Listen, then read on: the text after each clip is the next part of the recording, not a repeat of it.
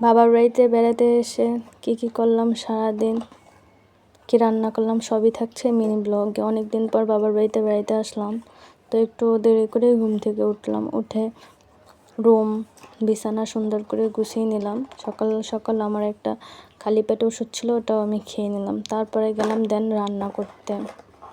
পোমা মাছ রান্না করব আর লাউ। তো সুন্দর করে কাটাকুটি করে রান্না করতে চলে গেলাম। প্রথমেই আমি লাউটা রান্না করতে শুরু করে দিলাম। আপনারা কে কে লাউ খান কমেন্টে জানাবেন।